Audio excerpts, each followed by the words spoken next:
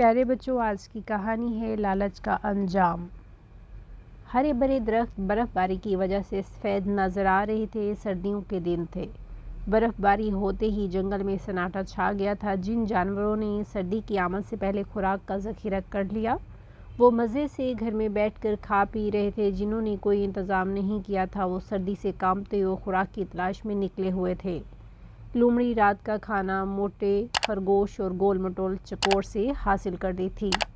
سردیوں کی آمد سے پہلے وہ روٹی کے ٹکڑے جمع کر لیتی، جو سردیوں کے دنوں میں اس وقت کام آتے جب کھانے کی کوئی چیز نہ ہوتی۔ ایک دن موٹا خرگوش اپنی نانی کے گھر گیا ہوا تھا اور چکور گھر پر نہیں تھا۔ اس رات لومڑی اور اس کے شوہر نے رات کو باسی ٹکڑے کھائے۔ صبح سویرے لومڑی نے خوراک کی تلاش میں جنگل کا ایک چکر لگایا، لیکن کھانے کی کوئی چیز دستیاب نہ ہوئی۔ وہ ناکام واپس لوٹی تو اس کا بھوکا شوہر بڑی بے چینی سے اس کا انتظار کر رہا تھا، کچھ ملا یا خالی ہاتھ لوٹ آئی ہو۔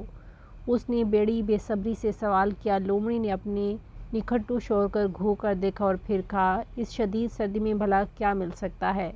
تو کیا اب پھر باسی ٹکڑے کھانے پڑیں گے؟ لومڑ نے جھنجھلا کر کہا تو بھوری آنکھوں والی لومڑی کو اپنے شوہر پر غصہ آیا اور بولی، کام کی نہ کاج کی، دشمنا ناج کے، کبھی خود سے بھی خوراک تلاش کر لیا کرو۔ یہ کہتے ہوئے لومڑی نے ڈبے میں روٹی کے باسی ٹکڑے نکالے اور لومڑ کے آگے رکھ کر بولی، جب تک خوراک کا بندوبست نہیں ہو جاتا، ہمیں انہی ٹکڑوں پر گزارا کرنا ہوگا۔ یہ کہہ کر وہ روٹی کے ٹکڑے کھانے لگی۔ لومڑ نے ان ٹکڑوں کو دیکھتے ہوئے کہا، رات کو باسی ٹکڑے کھانے سے میرے دانتوں میں درد ہو رہا ہے۔ میرا تو دل چاہ رہا ہے کہ آج گوشت کھاؤں۔ مجھے امید ہے کہ میری خواہش ضرور پوری ہوگی۔ لومڑی نے کہا، تم چاہتے ہو کہ ہر چیز تمہیں بیٹھے بٹھائے مل جائے؟ میری تو قسمت ہی پھوٹ گئی جو تم جیسا نکھٹو اور کاہل شوہر ملا ہے، جسے کھلانا بھی خود پڑتا ہے۔ یہ کہہ کر وہ کچھ دیر بڑبڑاتی رہی، پھر خاموشی سے روٹی کے باسی ٹکڑے چبانے لگی۔ بھوکے لومڑ نے کچھ دیر تک اپنے سامنے رکھے ہوئے ٹکڑوں کی طرف دیکھا تک نہیں، لیکن جب بھوک نے ستایا تو وہ منہ بناتے ہوئے ایک ٹکڑا اٹھا کر چبانے لگا۔ ابھی وہ ٹکڑا چبا ہی رہا تھا کہ آسمان پر پھڑپھڑاہٹ کی آواز سنائی دی، پھر چار بطخیں نیچے زمین پر اتر آئیں۔ انہوں نے لومڑ اور لومڑی کے ٹکڑے دیکھے تو ان کے قریب آ گئیں کہ شاید وہ روٹی کے کچھ ٹکڑے کھانے کے لیے پھینک دیں۔ لومڑی نے بڑی مشکلوں سے روٹی کے ٹکڑے جمع کیے تھے، اس لیے اس نے روٹی کا ایک ٹکڑا بھی ان کی طرف نہ پھینکا، لیکن لومڑ نے روٹی کا ایک بڑا ٹکڑا بطخوں کی طرف پھینک دیا۔ چاروں بطخیں روٹی کے ٹکڑے پر لپکیں۔ ان میں سے جو صحت مند بطخ تھی، اس نے روٹی کا ٹکڑا حاصل کر لیا اور دیکھتے ہی دیکھتے اسے ہڑپ کر گئی۔ لومڑ نے دوسرا ٹکڑا پھینکا تو وہ بھی اسی بطخ نے کھا لیا۔ تیسرا ٹکڑا بیچ میں گرایا تو چاروں بطخیں اس پر تیزی سے جھپٹیں، لیکن یہ ٹکڑا بھی تگڑی بطخ لے اڑی۔ یہ دیکھ کر لومڑی لومڑ پر چلائی، پاگل تو نہیں ہو گئے جو روٹی کے ٹکڑے اس طرح ضائع کر رہے ہو؟ لومڑ نے کہا، یہ خشک ٹکڑے کھا کر میرے پیٹ میں درد ہو گیا ہے، اس لیے میں ان بطخوں کو کھلا رہا ہوں۔ یہ کہتے ہوئے اس نے چوتھا اور پانچواں ٹکڑا بھی بطخوں کی طرف پھینک دیا۔ تگڑی بطخ یہ ٹکڑے بھی کھا گئی۔ اس کی ساتھی بطخوں نے احتجاج کیا تو ان کی خوب پٹائی کی۔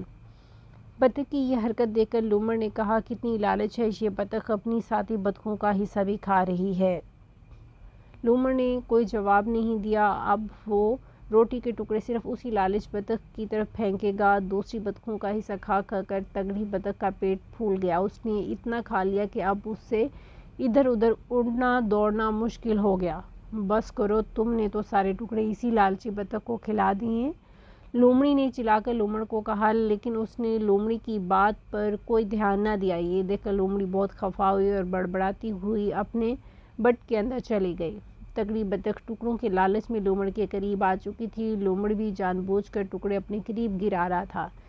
جیسے ہی لالچی بطخ تھوڑا سا قریب آئی، اس نے اچھل کر بطخ کو پکڑ لیا۔ اس نے بھاگنے کی کوشش کی، لیکن اس سے بھاگا نہ گیا۔ یہ دیکھ کر دوسری بطخیں فوراً اڑ گئیں۔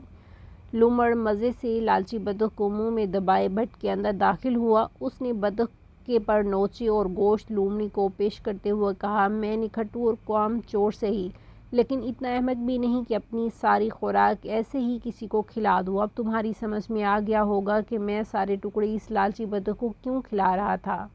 آؤ اس سرد موسم میں بطخ کے گرم گرم گوشت کا مزہ اڑائیں۔ لومڑی جو کچھ دیر پہلے لومڑ سے بے حد خفا تھی، اب اسے لومڑ دنیا کا عقلمند جانور دکھائی دے رہا تھا۔ اس نے کہا، تم واقعی بہت چالاک ہو، میں مان گئی۔ اس کے بعد دونوں نے مل کر لالچی بطخ کے مزیدار گوشت کی دعوت اڑائی۔